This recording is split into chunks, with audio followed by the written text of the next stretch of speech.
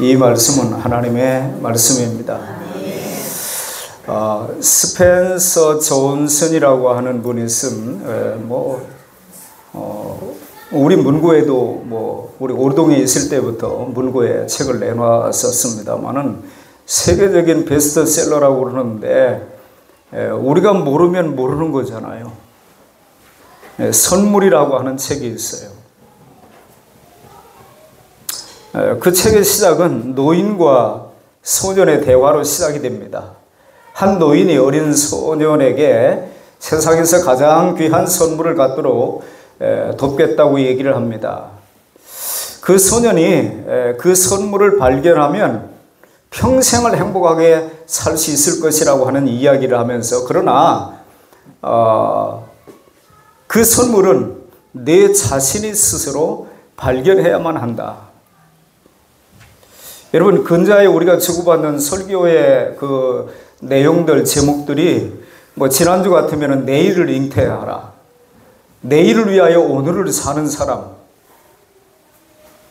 시제에 관한 어떤 시간, 저 같은 경우는 이제 예를 들어서 목회를 하면서 여러 가지 환경의 변화, 세상도 그렇고 교회 안에도 그렇고 우리 조국 땅에서 일어나고 있는 여러 가지 일들을 바라보면서 저는 시기를 자꾸 생각을 하는 거예요. 지금이 어느 때인가? 자다가 깰 때가 되었다. 성경은 그 시간에 대해서 올바른 인식을 가지고 우리가 살아야 할 것을 말씀을 한단 말이에요. 그러니까 이 스펜서 존슨이라고 하는 사람이 쓴 이 선물이라고 하는 그 책의 내용도 다르게 말하면, 결론적으로 말하면 나중에 이 소년이 그 찾지를 못해요. 그러면서 자라면서 힘들게 이런저런 어려운 과정들을 거치다가 문득 그 노인이 그것만 있으면, 그것만 알게 되어지면은 내가 행복한 일생을 살 수 있을 거라고 했던 그 생각이 나서 뭔가 고민을 하다가 나중에 그 노인을 다시 찾아오는데, 그 노인이 지금까지 살아오면서 한번 뒤를 돌아다 봐라, 내가 정말 행복하고 즐거웠던 순간들이 언제였는가를 생각해 보라고 하는 이야기를 하고, 이 소년이 뒤를 가만히 돌아다 보면서 결국에 그 선물의 정체를 발견하는데, 그가 행복했던 모든 경우에 공통점이 무엇이었는가를 그가 몰입하고 있던 그 순간들, 무엇이 내게 의미 있는 것인가, 그리고 뭔가 한 가지의 일에 집중을 하고 몰입했던 그 순간이 행복했었다. 그리고 나중에 결론을 내리는 부분들이 뭐냐면은 지금 이 순간이 가장 의미 있고 가치 있는 그런 시간들이다. 그 시간을 소중하게 여기고 살게 되어지면은 너는 평생을 행복하게 살 수 있다. 그런 얘기거든요. 여러분에게 한번 적용을 해보세요. 여러분의 환경이 지금보다 어떤 부분이 좋아지면 행복할 것 같습니까? 어떤 것이 내 삶의 환경에서 사라지게 되어지면 행복할 것 같습니까? 지금을 의미 있게 생각하지 아니하고 순간순간을 살아간다고 하면은 그 행복은 아무리 많은 시간이 지나도 잡을 수 없는 거라는 거죠. 고린도후서 4장 18절에 보이는 것은 잠깐이고 보이지 않는 것이 영원하다. 최소한 그리스도인들은 잠깐 있다 없어질 것, 있다가도 없고 없다가도 있는 그런 것들에 매이는 삶을 사는 사람들이 아니잖아요. 영원한 것을 바라보고 영원한 것을 추구하고 살아가는 사람이 그리스도인이라고 하는 사실을 기억하시길 바랍니다. 만약에 우리가 우리답게 생각하고 살지 못하게 되어지면은 맨날 그 행복의 파랑새를 쫓아다니다가 지치는 인생을 살 수밖에 없다 이 말이에요. 성경은 영혼을 강조하지만 동시에 그 영혼은 지금 여기서부터 시작되고 있다고 가르칩니다. 하나님의 나라는 미래에서 우리를 기다리는 것이 기다리는 선물이기도 하지만 그 하나님의 나라는 지금 우리가 살고 있는 이 순간에 여기서부터 경험될 수 있다고 하는 현재적 선물이기도 하다 이 말이에요. 선물이라고 하는 말이 프레젠트라는 거잖아요. 근데 현재라고 하는 의미가 있는 거예요. 가장 큰 선물은 뭐라고요? 현재라 이 말이에요. 지금이라 이 말이에요. 하나님의 나라는 지금 이 순간부터 경험될 수 있는 현재적 선물이라고 하는 사실을 기억하시고 살아갈 수 있기를 바랍니다. 그래서 신학자 폴 틸리라고 하는 분은 엄밀하게 말하면 과거도 우리의 시간이 아니고, 왜요? 이미 지나갔기 때문에. 그리고 또한 미래도 우리의 시간이 아니다. 왜? 아직 오지 않았기 때문에. 바로 지금 이 순간이 영원의 순간이라고 말합니다. 그가 쓴 유명한 책의 제목이 영원한 지금이라고 하는 책이에요. 그러면 지금 여기서부터 우리는 어떤 태도로 영원을 바라보고 살아야 하는 것일까요? 사도 바울이 고린도 교회를 향해 보낸 편지, 오늘 우리가 읽었던 본문으로 받았던 고린도후서 4장 16절로 18절과 고린도후서 6장 1절 2절의 말씀을 근거로 해서 저와 여러분이 그 영원한 지금을 우리가 어떻게 살아내야 될 것인가, 이 부분을 답으로 받을 수 있기를 바랍니다. 지금은 영원한 영광을 바라보며 살아야 하는 시간입니다. 따라할까요? 영원한 영광을 바라보며 살아야 될 시간입니다. 우리가 그것을 지금 바라보고 오늘을 사는 거예요. 저는 어제 우리 교우들이 마지막 때의 여러 가지 현상들, 성경이 경고하고 있는 내용 중에 소돔 고모라 때와 같은, 노아의 때와 같은 이런 이야기들을 하면서 기독교 국가라고 생각하고 있는 미국이 어느 정도로 지금 문제가 되고 있는가, 우리 한국 사람들이 가장 많이 살고 있는 캘리포니아주 LA라고 하는 곳이 주가 아니고 캘리포니아 주에 LA가 있는 거예요. 우리 천사의 도시라고 하는 우리 한국 사람들이 가장 많이 살고 있는 그 지역이, 그런데 캘리포니아가 어느 정도로 타락을 했는가에 대한 이야기를 여러 가지 자료들을 통해서 보여줬고, 그것을 보면서 모르겠어요. 여러분도 계속 요즘에 텔레비전을 틀게 되어지면 뉴스가 올림픽 금메달리스트 아니에요. 전현이라고 하는 그 선수가 42살입니다. 그런데 27인가 28살 된 전청조라고 하는 아이하고 이게 결혼하기까지 이르렀던 사람들이에요. 근데 원래 여성으로 태어났는데 남자로 성전환을 했다. 42살이나 된 아이를, 자녀를 둔 전현이라고 하는 그 올림픽 금메달리스트가 자기도 성형수술을 해가지고 펜싱 선수로서 2년 동안 자격정지를 당했던 적이 있대요. 왜냐니까 어떤 법을 지키지 아니하고 뭐 이탈을 했다든지. 아니, 하나님, 나와 같은 자가 세상에 다시 없어요. 왜 그런데 우리는 누구와 같으려고 하는 욕심을 자꾸 품는지 모르겠어요. 이해가 안 됩니다. 저는 그 사건을 지금 계속해서 그 27, 8 된 그 사람하고 어떻게 이 자녀를 둔 엄마가 중간에 알았잖아요. 그리고 임신 테스트기를 20번인가 사용을 했다고 그러니까, 그런데 분명히 자기가 성행위를 할 때는 남자였다는 거예요. 여자입니다. 이야, 세상에 금메달리스트, 올림픽 금메달리스트가 된 사람도 자기가 예를 들어서 원래 자기가 태어날 때의 모습에 대한 불만 때문에 성형수술을 하고, 또 그 사람이 자기도 여자로 태어났는데 난 남자로, 그런 것들이 이해가 되고 그 사람과 결혼해서 살겠다고 하는 마음을 가졌다고 하는 것은, 우리가 이제 그 일이 뭐 옛날 소돔 고모라 있던 일들이 아니고, 우리가 어느 나라의 해외 토픽으로 봤던 이야기가 아니고, 지금 우리가 살고 있는 이 땅에서 음성적으로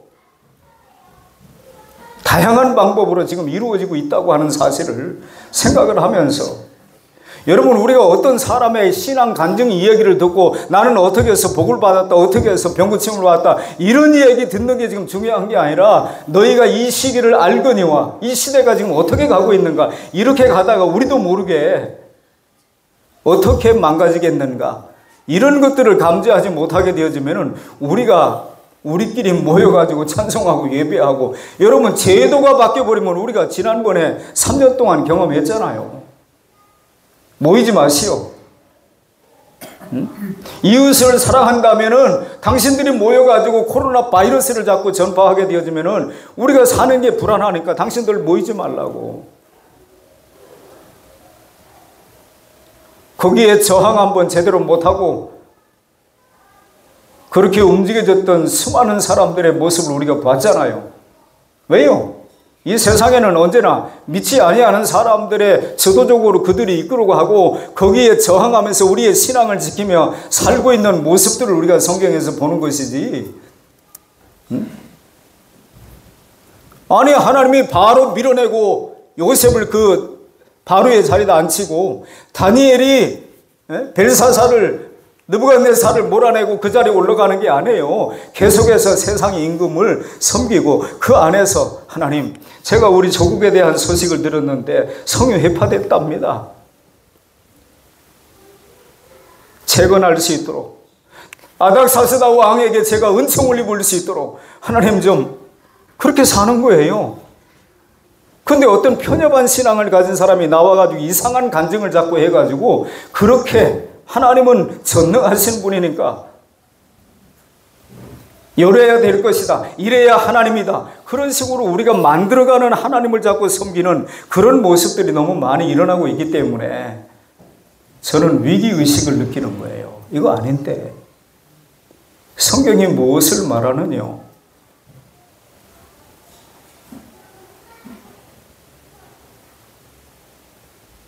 제가 사시입이라고 하는 용어를 많이 썼습니다. 같아 보이지만 같지 않다 이 말이에요. 하도 사람들이 명품에 목을 매니까 명품 짝퉁이 나오는 거 아닙니까? 그까짓 거 거들떠도 안 보면은 짝퉁을 만들어낼 이유가 없는데 사람이 거기에 정신을 온통 뺏기니까 그런 걸 만들어가지고 또 다른 이익을 취하려고 하는 사람들이 나오는 거예요.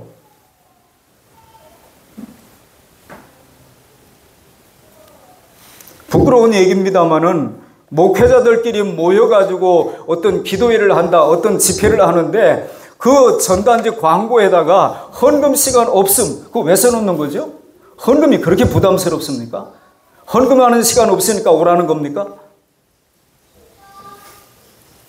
어떻게 예수 믿는 사람들이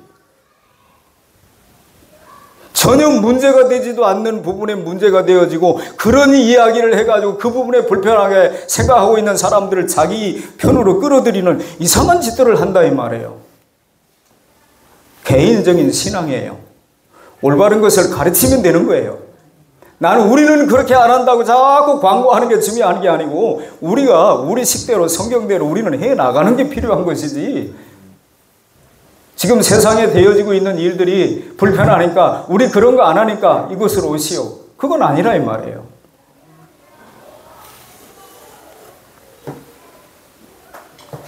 사도 바울은 고린도 후서에서 그가 복음을 전하면서 겪어온 환난을 살 소망까지 끊어진 사형 선고를 받은 상태까지 되었다고 얘기합니다. 어쩌면 편협한 신앙을 가진 사람들이 오늘날 해석을 한다고 한다면 하나님이 안 계신가 봐, 하나님이 나를 사랑하지 않나 봐,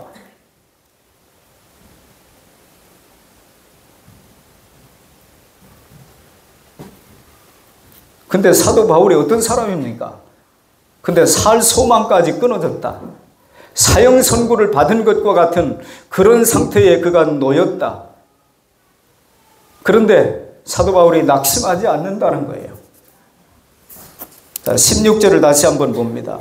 그러므로 우리가 낙심하지 아니하노니, 하나님의 사람들이 낙심하는 것은 어울리지 않는 단어예요. 우리의 겉사람은 낡아지나 우리의 속사람은 날로 새로워지도다. 우리가 잠시 받는 환난에 경한 것이 우리가 이 땅에 사는 날 동안에 받는 여러 가지 환난, 어려움, 고통, 핍박 이런 것들은 잠시예요. 믿기를 축원합니다. 잠시입니다. 이 또한 지나가리 그러는 거예요. 근데 그것 때문에 우리의 신앙이 근본이 흔들려 버리고 그것을 타개하기 위하여 또 다른 방법, 해서는 안 될 일들을 우리가 하고 그건 아니란 말이에요. 그러면 그것 때문에 소탐대실이라고 하는 말이 있듯이 작은 것 얻기 위하여 더 큰 것을 잃어버리는 결과를 낳는다 이 말이에요.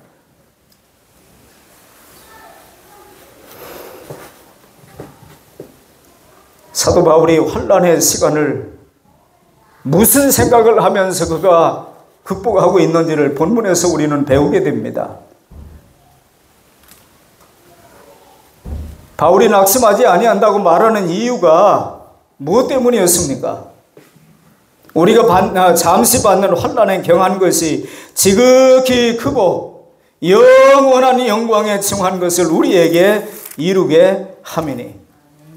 그러니까 지금 당하는 환난, 핍박 이런 것들은 잠깐이고 경한 것이라는, 가벼운 것이라는 거예요. 뭐에 비해서? 우리가 장차 받을 영광과 비교해 보면은 그까짓 거 애들 말로 세 발의 피란 말이에요. 조족지혈이라고요. 그까짓 거. 그건 아무것도 아니라는 거예요. 그런데 아무것도 아닌 것, 그것 때문에 더 큰 것을 놔버리는 거예요.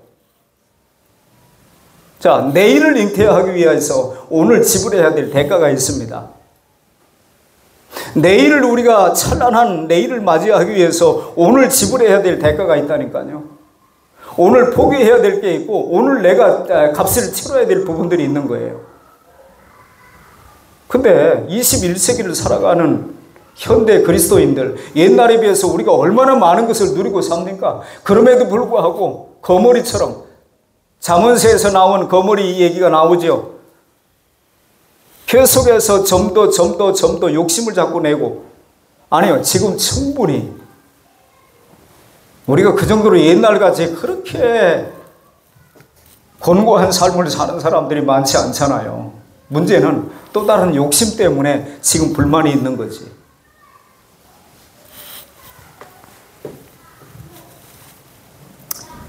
대조적인 세 개의 단어들을 발견합니다. 17절에서 우리가 세 개의 대조적인 단어를 발견하는데 우리가 잠시 받는 환난에 경한 것이 뭐예요?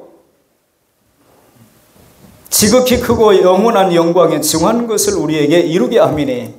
잠시와 영원, 환난과 영광, 경한 것과 증한 것. 대조적인 세 개의 단어가 그렇게 등장합니다. 지금 그가 겪고 있는 환난, 그것이 아무리 심한 것이었다고 할지라도 그는 환난의 지금 이 순간에도 이루어지고 있는 영원한 영광을 바라보고 있었다는 거예요. 우리가 세상을 살면서도 이 또한 지나가리 너무 힘들고 어려운 순간들. 여러분, 오늘을 사는 그리스도인들이 왜 간증이 없는지 아십니까? 자기 스스로 요리조리 피해 다니기 때문에, 겪어야 될 것을 겪지 않기 때문에 그분을 경험한 구체적인 사건들이 없는 거예요. 기억하시길 바랍니다. 하나님이 하나님의 사람들을 어떻게 하나님의 백성들을 인도하는지를 보면은, 아니 그냥 우리가 생각할 것 같으면은 그냥 애굽에서 콕 찍어가지고 집게 고물상에 있는 집게 그런 도구가 있더만요. 딱 집어가지고 그냥 가나안으로 옮겨놓으면 되는 거예요. 근데 왜 하나님이 그런 과정을 하지 않으시고, 우리가 때때로 상상하는 게 그거 아닙니까? 하나님은 전능하시다고 그러잖아요. 우리의 사도신경 신앙 고백에도 올마이트, 전능하신 하나님에 대한 고백이 제일 먼저 나오잖아요. 근데 전능하신 하나님이 하시는 방법이 그런 방법이 아닌 거예요. 내 생각과 너의 생각은 다르다 그래요. 다릅니다. 달라야 하나님이 아닐까요? 내 생각하고 비슷해야 하나님입니까?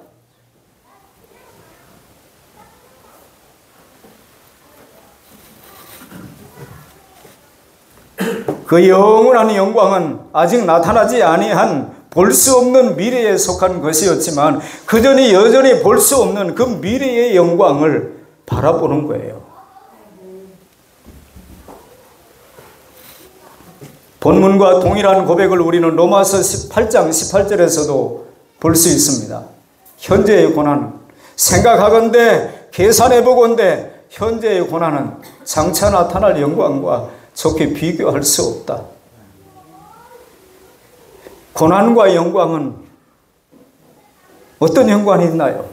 올림픽 금메달리스트가 되는 게 그 간단한 일입니까?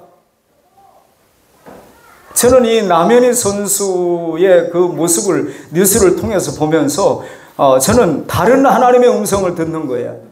내가 살고 있는 네 땅에 대한민국에 지금 금메달리스트 정도 되는 사람이면 올림픽 금메달리스트 정도 되는 사람이면은 모든 사람이 그 사람의 존경하고 그 사람에게 박수를 보내고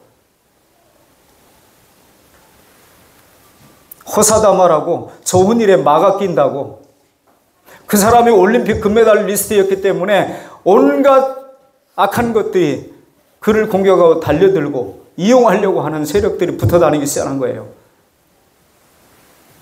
제가 오늘 아침에도 우리 딸에게 네가 유명한 사람이 되려고 하는 생각을 갖는 거 위험한 생각이다. 그러면 온갖 유혹이 너한테 달려들 것이다.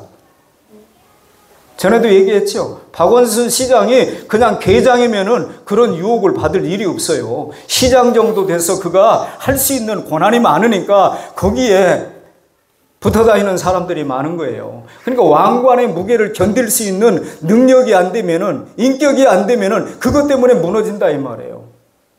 올림픽 금메달리스트이기 때문에 그가 돈 풀게나 있는 사람들은 자기 자녀들을 그냥 공부해가지고 안 될 것 같으면은 펜싱을 통해서 귀족처럼 꿈꾸는 세계가 따로 있는 거예요. 그럼 몇 억씩 내고 와서 배운대잖아요. 몇 억이 돈입니까? 예전에 성정희 집사님이 제가 이제 신방을 갔을 때에 가보니까 광림교회 바로 앞에 사무실이 있더라고요. 저한테 뭐라고 하는지 아세요? 성정희 집사님이 정한용 씨 형수잖아요. 목사님, 이 동네는 돈이 아닙니다. 여러분 혹시 기회 있을 때마다 주머니 뒤지고 패스보드 꺼내가지고 얼마나 돈이 있는가 그거 계속 세봅니까? 어느 순간이 되어지면 그 돈 안 세는 때가 와요. 별 의미가 없어요. 이재용 씨가 잔금이 얼마나 있는가, 패스보드에 얼마나 있는가 그거 셀까요? 내가 오늘 카드를 가지고 나왔는가 안 가지고 나왔는가 그거 자꾸 신경 쓸까요?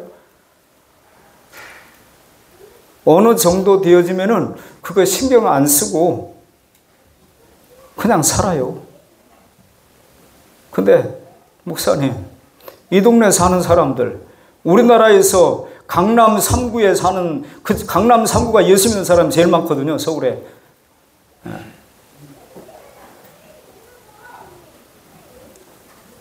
40%도 되는 동네가 있다고 그러잖아요. 40%.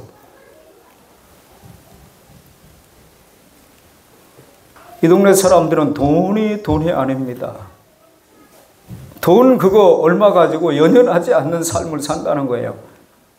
얼마든지.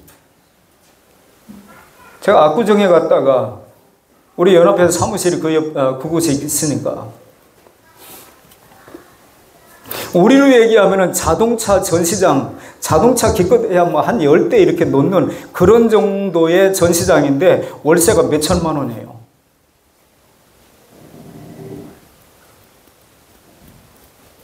근데 문제가 안 돼요.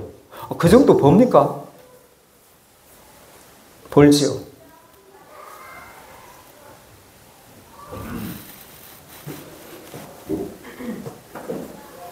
다시 말하면 사도 바울은 고난의 현재가 장차 나타날 영광을 만들어냄을 믿고 버티면서 낙심하지 아니하고 살 수가 있었다는 거예요.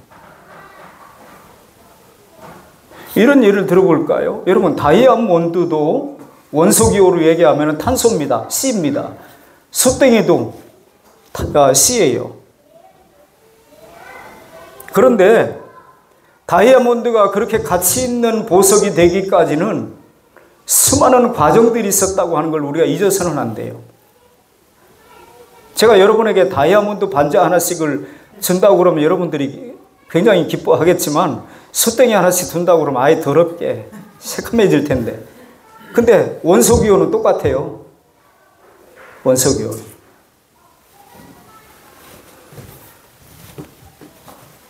똑같은 탄소 하나가 사람들이 귀히 여기는 다이아몬드가 될 수도 있고, 또 하나는 사람들이 만지기도 싫어하는 숫덩이가 된다고 하는 것은 어떤 차이가 그것을 만들어냈느냐 이 말이에요.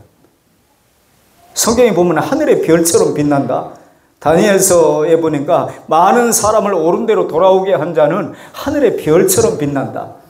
세상의 스타가 되기 위해서도 별짓을 다 하는데 하늘의 스타가 되기 위하여 무슨 소원을 가지고 계신가요?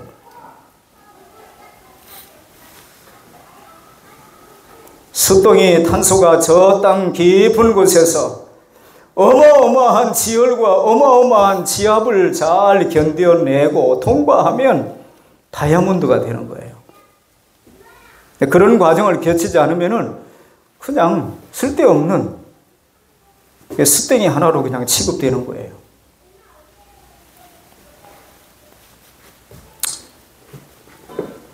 사도 바울은 고린도후서 12장 10절에서 자신에게 직면한 약함도 능력도 궁핍과 환난도 오히려 기뻐하겠다고 고백을 합니다. 왜냐하면 고난이 아니고 환난이 아니고 그것을 잘 신앙적으로 이겨내게 되어지면 어떠한 결과가 주어진다고 하는 것을 알기 때문에 사도 바울은 그것들을 기쁘게 오히려 받아들이고 그런 것조차도 자기는 기뻐한다고 얘기하는 거예요. 지금의 환난이 바울을 그리스도만 붙들고 살게 하는 다이아몬드와 같은 그런 가치 있는 인생으로 그를 만들어 줬다는 거예요. 나의 나된 것은 하나님의 은혜였다.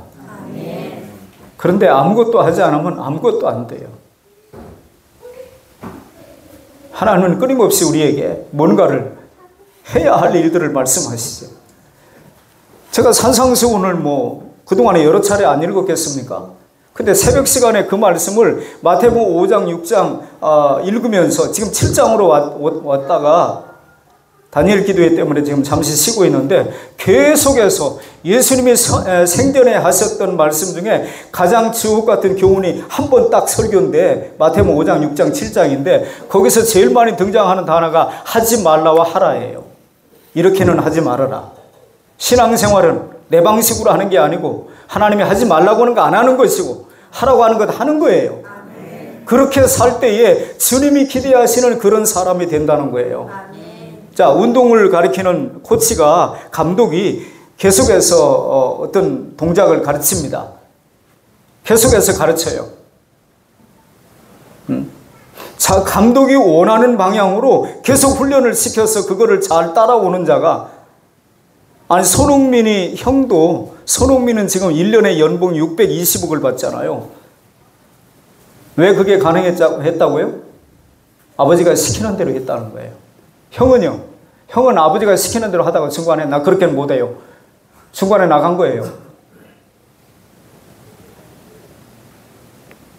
우리의 신앙생활이 어느 순간에 내 식으로 하는 게 자꾸 많아진다 이 말이에요. 주님은 끊임없이 말씀하시는데 이렇게 하지 말아라. 이렇게 해라. 여러분, 순종이라고 하는 것은 가정에서부터 이루어져야 돼요. 부모님이 무슨 말씀을 하시면은 엄마 이거 해도 돼요? 그래서 안 돼. 그러면 안 되는 줄 아는 게 그게 똑똑한 건데 왜 안 되는가를 꼬치꼬치 따져가지고 그 자기 생각을 관철하는 애가 똑똑한 애가 아니에요. 걱정이 되는 애예요. 그 아이는. 여리고성을 돌 때에 왜 하나님이 아무 말도 하지 말라고 그랬을까요? 아니 하나님 말도 못합니까? 좋아요. 하루를 돌았는데 아무런 흔적도 안 나오는 거예요. 이를 악물고 참았어요. 이튿날 또 돌았는데 아무런 흔적도 없는 거예요. 이게 하루하루 지나면서 생각이 얼마나 복잡해질까요? 근데 하나님이 하지 말라고 했기 때문에 안 하는 거예요. 하나님 앞에서 우리가 복잡해 봤자지요. 단순해야 된다 이 말이에요. 단순해야 된다. 제가 백종원 씨가 진행하는 어떤 프로그램을 좀 몇 번 이렇게 볼 기회가 있었는데, 이분이 말에 답답하게 생각하는 것 중에 하나가 뭐냐면 왜 시키는 대로 안 하느냐는 거예요. 요리에 대해서는 당신보다 내가 더 잘한다는 거예요. 내가 주는 레시피대로 하면 최소한 요 맛은 낼 수 있는데 당신 멋대로 하기 때문에 이상한 맛을 낸다는 거예요. 이상한 맛을.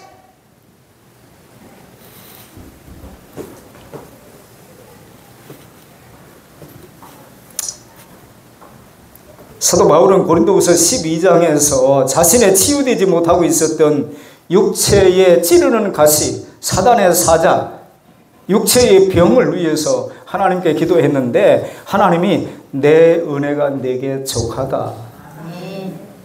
쉬운 말로 뭘까요? 됐다. 모세도 하나님 앞에 기도할 때 그 일로 다시 기도하지 마라. 하나님은 그러신 적이 있죠. 사도 바울도 됐다. 자꾸 병 고쳐달라고 그런 소리 하지 말고 받아들여라. 내가 받은 은혜가 너무 크기 때문에 자고하지 않게 하려고 내가 그 가시를 뒀다는 거예요. 하나님의 계획이 있는 거예요. 우리보다 크신 하나님입니다.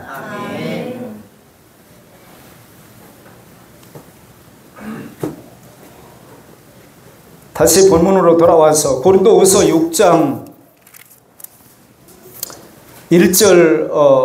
1절을 보겠습니다. 우리가 하나님과 함께 일하는 자로서, 아멘이신가요? 하나님과 함께 일하나요? 아니면 내가 내일 하나요?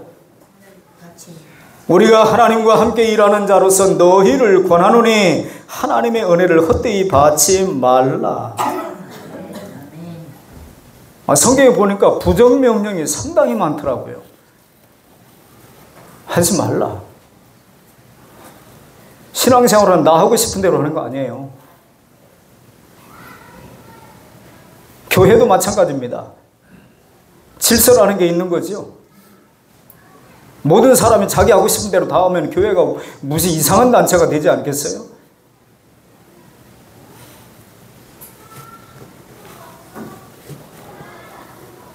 우리가 하나님과 함께 일하는 자로서 너희를 권하노니 하나님의 은혜를 헛되이 받지 말라.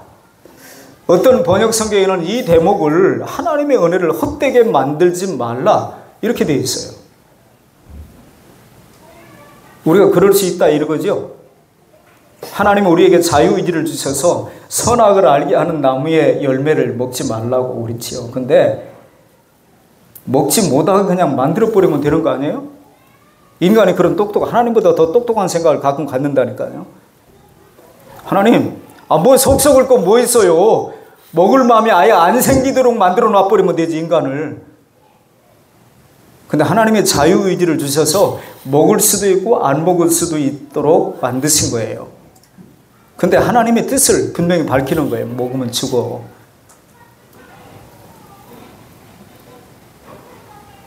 먹고 죽는 일을 택한 거예요. 먹으면 죽는다고 그랬지.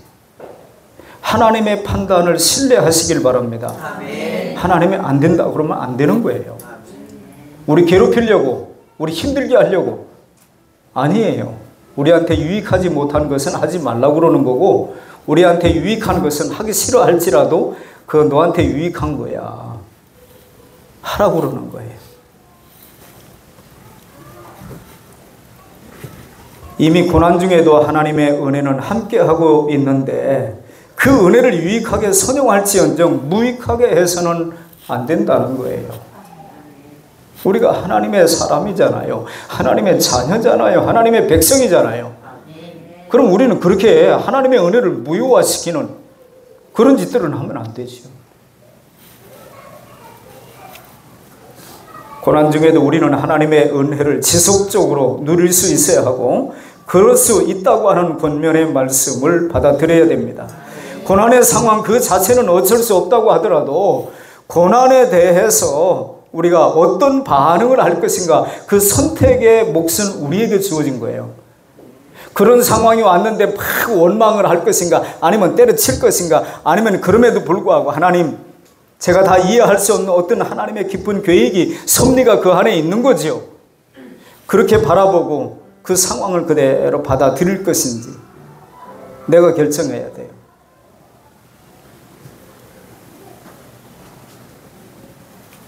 반응을 어떻게 선택하느냐에 따라서 고난의 시간은 오히려 엄청난 은혜의 유익을 누리는 시간으로 바뀌어지게 될 것이고, 반응이 잘못되어지면은 그 반응을 한번 잘못 보인 것 때문에 얻을 수 있는 것을 놓치는 것으로 끝나는 게 아니라 전혀 예상하지 못했던 이상한 상황을 내가 맞이하게 되는 거예요.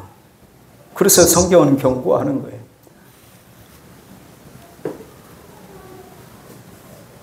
제가 스펜서 존슨의 선물 이야기를 가지고 시작을 했는데, 여러분 조신영이라고 하는 작가가 있죠. 우리나라 크리스찬 베스트셀러 작가라고 알려지는 경청이라든지,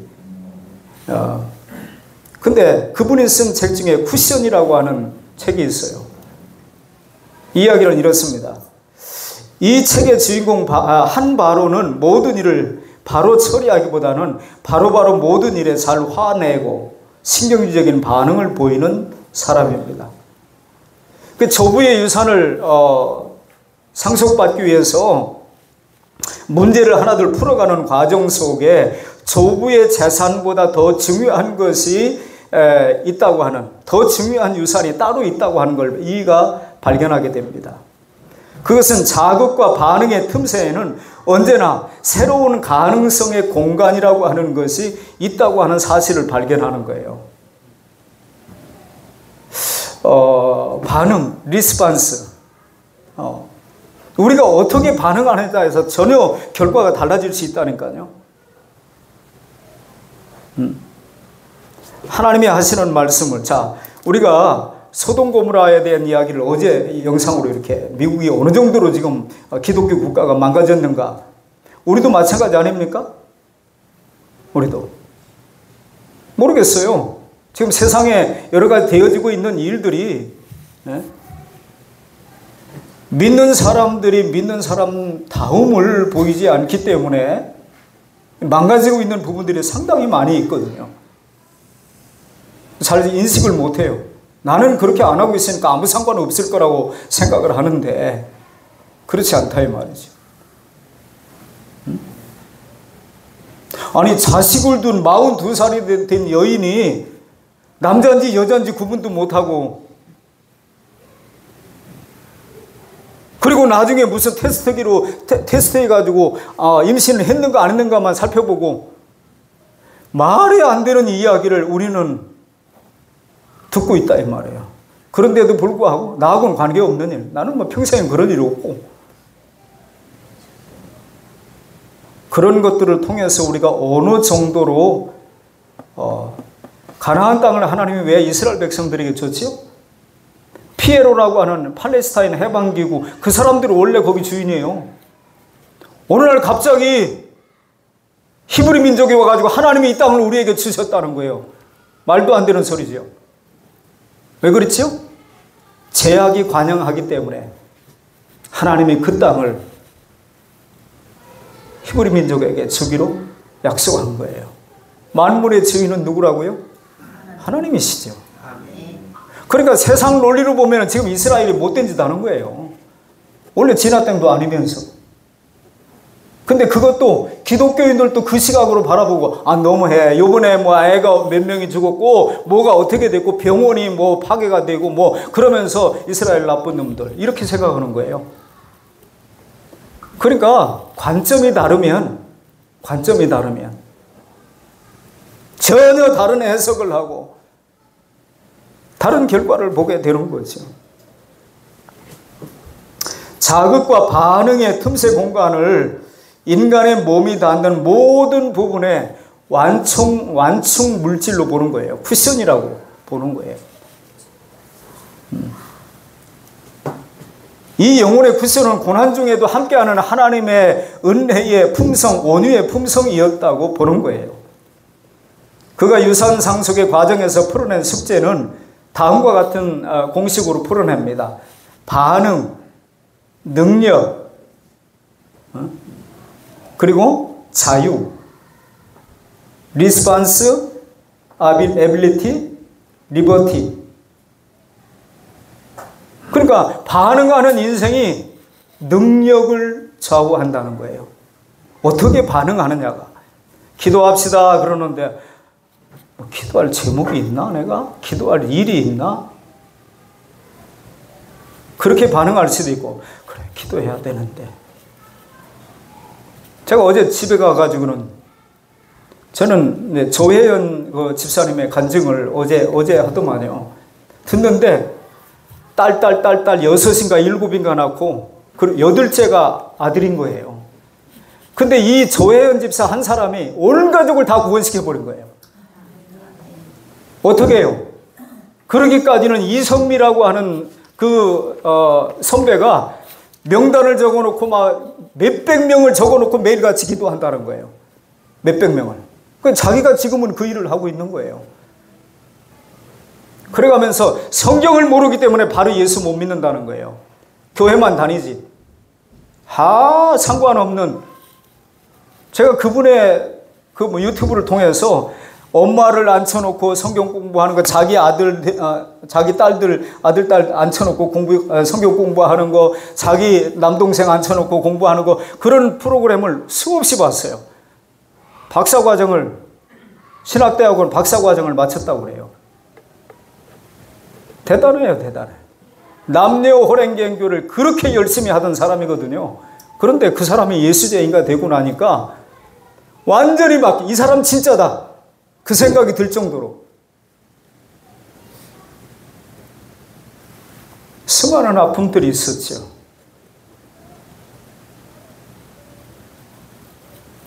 우리가 하나님의 말씀을 개인적으로 읽든지 듣든지 아니면 어떤 권고를 듣든지 그때 우리가 어떻게 반응하느냐. 전혀 다른 인생이 된다는 거예요.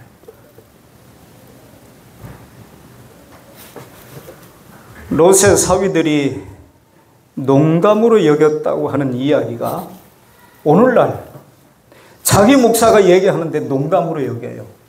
자기 아버지가 얘기하는데. 제가 예전에 제가 무슨 얘기를 했는데 우리 아들이 아빠 사실이냐고 확인하다가 얼마나 혼났는지 모르겠어요. 제가 혼냈지요. 어떤 애비가 자식한테 거짓말을 하느냐. 사실이냐고 묻는 그 자세가 잘못됐다.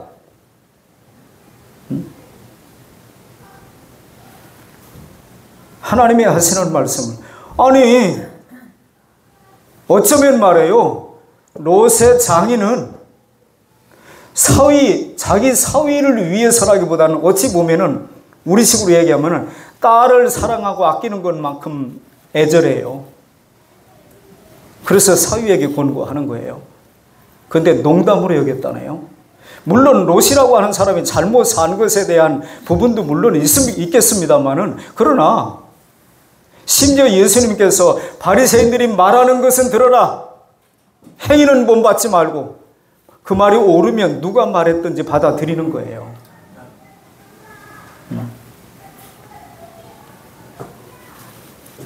반응하는 능력이 인생을 자유롭게 한다고 하는 사실을 기억하시길 바랍니다. 그러면 우리가 지금까지 지나온 생활들, 시간들, 우리가 지나는 시간이 비록 고난의 시간이어도 기도하면서 은혜를 누리는 시간으로 만들어 봐야 되겠다. 이런 생각을 하면 안 될까요? 아니 목사님 우리 관심은 저의 관심은 여기에 있어요. 근데 자꾸 뭐 내일을 위하여 오늘을 살으라는 둥 내일을 뭐 잉태하라는 둥 지금을 효과적으로 써야 된다고 하는 둥 내가 원하는 것이 아니라고 할지라도 한번 귀 기울여 듣고 그럼 오늘을 어떻게 살아야지? 지금보다 더 나은 내일을 위해서 내가 지금 해야 할 일은 뭐지? 그럴 필요 있지 않을까요?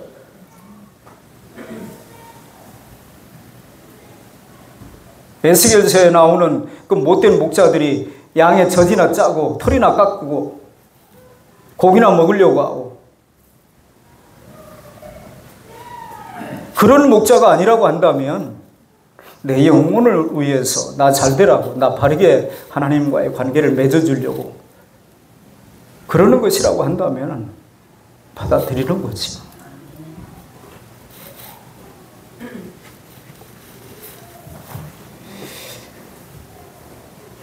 사실 은혜라고 하는 단어는 성경에서 매우 광범위한 의미로 쓰여지고 있습니다. 그냥 쉽게 얘기하면 받을 자격이 없는 자가 받는 것, 낮은 자가 높은 자에게 입는 호의, 이런 것을 보통 은혜라고 그래요. 우리는 구원받은 것이 은혜입니다. 내가 어떻게 해서 구원받은 게 아니잖아요. 선물이잖아요. 에베소 2장 8절에 너희가 그 은혜를 인하여 믿음으로 말미암아 구원을 얻었나니 너희에게서 난 것이 아니요 하나님의 선물이라. 아멘. 대가라고 하면은 선물은 대가가 아니에요. 일한 것이 없는데 거저 받은 거예요.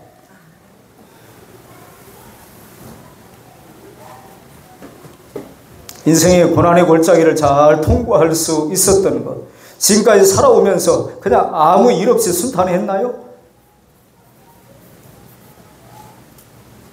이해할 수 없는 사건들이 많이 있었지만 그런 고비들도 다 넘기고 여기까지 온 것도 하나님의 은혜죠. 우리가 한 해를 마칠 때에 연말에 부르는 찬송 중에 지금까지 지내온 것 지혜 크신 은혜라, 은혜였어요.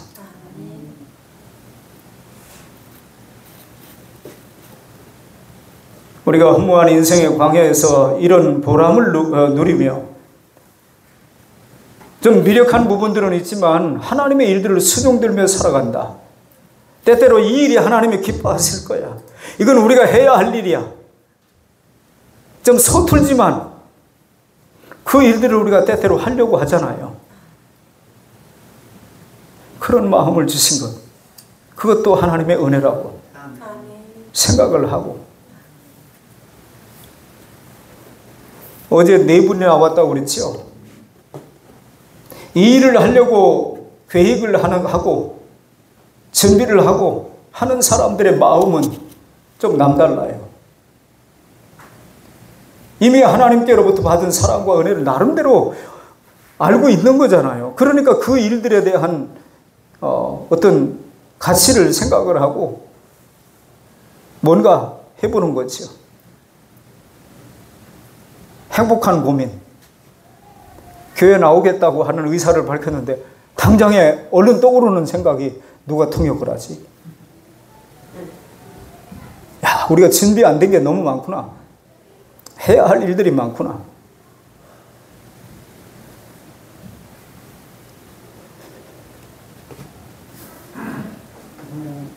은혜의 아름다움을 전하기 위해서 나름 우리가 이런 일들 저런 일들을 계획해보고,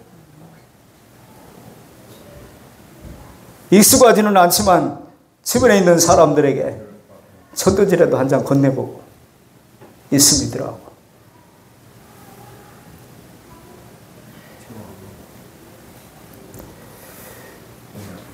우리의 전도의 우선순위의 장은 예루살렘, 성경은 예루살렘과 온 유대와 사마리아 땅 끝까지. 자, 우리로 얘기하면 어딜까요? 포승부터입니다. 우리가 살고 있는, 우리가 교회가 존재하고 있는 이 지역을 우리가 외면하고 다른 데 자꾸 관심을 두는 것은 순서가 바뀐 거예요. 기억하시길 바랍니다. 포승 지역에 있는 영혼들을 품을 수 있는 넉넉한 가슴을 주십시오. 아멘. 제가 고민이 그거예요. 원룸, 투룸에서 살고 있는 다문화 가정들이 많고 우리가 그들을 품겠다고 그랬는데 그들에게 우리가 할 수 있는 일이 뭐가 있을까?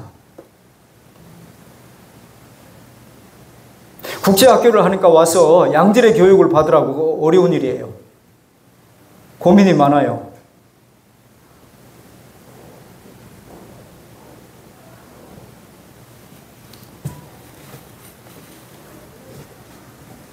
하나님의 사람도 아는 이웃들의 비웃음에도 불구하고 구원의 방주, 하나님이 니네 8식구 뭐 그렇게 얘기는 하시지 않았습니다만은 자기 가족 8식구가 다 살았잖아요. 결국에 방주를 짓는 것은 자기들을 위한 거예요. 수많은 조롱과 비웃음, 그들도 사람인데 7, 80년 동안 방주를 짓는 일들이 그거 쉬웠을까요? 도대체 주변에 사는 사람들의 삶의 모습은 전혀 다른 삶의 모습인데 우리만 이렇게 살아야 된다고 하는 게 그게 얼마나 힘들까요?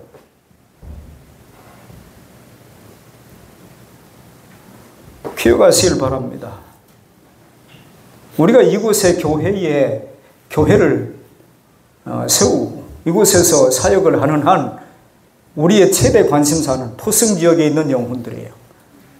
예수 믿지 않는 영혼들이에요. 그것을 잊어서는 안 됩니다. 우리가 다른 데 자꾸 눈을 돌리는 것은 지금 우리의 어떤 만족, 우리의 어떤 욕심, 이런 것들이 더 많은 거예요.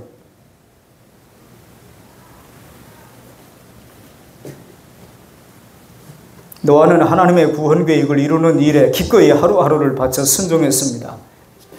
그가 방주를 만든 다음은 방주의 문을 활짝 열고 모든 사람들이 들어오도록 촉구하는 일들이었어요. 근데 아무리 얘기해도 안 듣는 거예요. 앞으로는 그럴까요? 우리가 얘기하면 사람들이 막 들을 것 같아요? 안 들어도 우리가 해야 하는 일들이죠. 나중에는 할 수 없이 한 사람도 세상에 있는 사람들이 들어오지 못하고 자기 식구들만 들어가고 문을 닫은 거예요. 그런데 한 번 닫힌 그 문 다시 열리지 않네요. 기억하시길 바랍니다. 때가 있다는 거예요. 때가 있다. 한 번 닫힌 구원의 문 또다시 열려지지 않으리. 제가 지난주에도 시라큐스의 광장에 있는 그 귀회의 신에 대한 이야기를 했잖아요. 앞머리는 많고 뒷머리는 없다. 기회가 올 때 잡지 않으면 귀회는 놓친다. 뭐 이솝의 우화를 통해서도 우리는 이런저런 교훈을 받고 또 아무개가 한 말을 통해서 아 그래? 근데 하물며 하나님의 말씀을 통하여 우리가 그런 교훈을 받지 못한다고 한다면 우리는 누구입니까? 방주의 문은 항상 열려있는 것이 아닙니다. 마침내 그 문을 닫아야 하는 시간이 다가왔고 그 한 번 닫힌 문은 열리지 않았다 이 말이에요. 사도 바울은 고린도 교회 성도들에게 이렇게 말합니다. 보라, 지금은 은혜 받을 만한 때예요. 보라, 지금은 구원의 날이로다. 아멘. 여러분, 저와 여러분이 지금을 소중하게 여기는 그런 삶을 살아갈 수 있기를 바랍니다. 아멘. 지금을 그냥 가치 없이 다른 일에 우리가 허둥지둥 분주하게 지내게 되어지면 더 나은 내일은 없습니다. 저는 목사로서 뭐 그렇게 생각할 때가 많아요. 정말 하나님의 기대에 못 미치는 그런 사역을 하는 것에 대해서는 늘 죄송한 마음이 있지만 목사의 직무를 주신 것에 대해서는 정말 감사하는 사람이에요. 왜냐하니까 목사가 아니라면 나는 어떻게 살았을까? 목사라고 하는 역할을 주지 않았다고 한다면 나는 어떻게 살았을까? 목사이기 때문에. 로마서에 보면은 유대인의 나음이 범사에 많이 있지만 첫째가 뭐라고 그랬죠? 하나님의 말씀을 맡은 것이다. 여러분보다 먼저 제가 성경을 읽어야 되잖아요. 읽고 그 말씀을 읽다가 어떤 감동을 받고 그리고 우리 교우들을 생각하다가 이 이야기들이 우리 교우들한테 필요한 얘기야. 그 말을 하라고 하는 것 같다는 영감을 제가 받을 때에는 그거를 준비하는 거지요.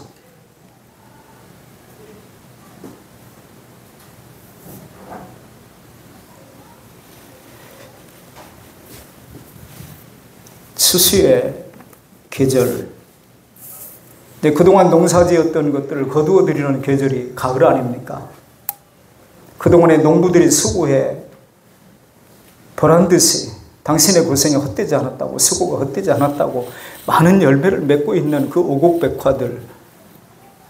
우리가 가을을 11월 달, 추수의 계절 그렇게 얘기해도 추수감사주일도 11월 달에 또 들어있잖아요. 영혼의 추수에 대해서 내 영혼의 때에 대해서 지금을 어떻게 살아야 될까에 대한 정리를 좀 해보시지 않으랍니까? 그 영혼을 추수하는 일에 여러분의 인생을 거룩한 낭비를 좀 해보실 생각은 없습니까?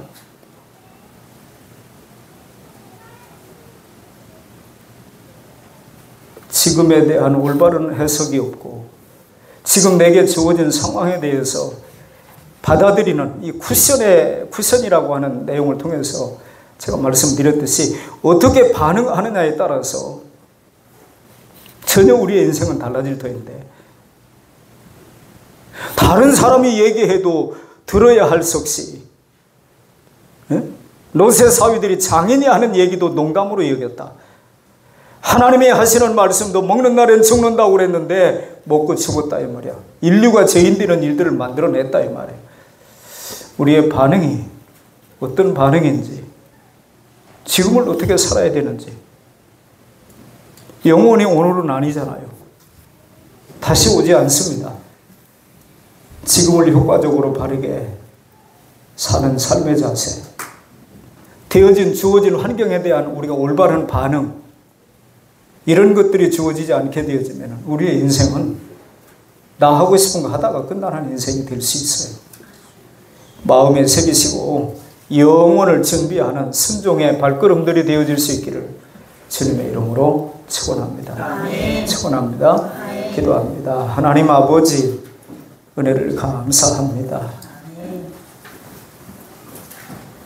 지금이 기회라고 주님은 여전히 말씀하시는데, 지금이 우리의 사랑하는 가족들에게 하나님의 은혜와 사랑을 전할 시간이고, 지금이 내가 사랑하는 사람들에게 영원한 나라로 초대할 시간이고, 지금 이 시간이 바로 이웃들의 영혼을 거두어 드릴 영원한 순간이라고 주님은 여전히 말씀을 하시지만, 저희들은 또 다른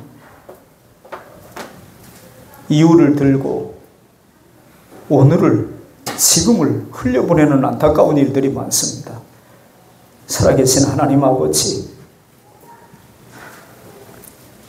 우리 믿음의 선진들이 수많은 어려움들을 겪었지만 지금 당하는 고난, 환난, 핍박, 어려움, 고난, 장차 나타날 영광과 비교할 수 없다고 하는 그 믿음 때문에 지금 주어진 상황들을 그들은 묵묵히 받아들이고 감수하고 여전히 그럼에도 불구하고 하나님의 사람답게 생각하고 말하고 살았습니다.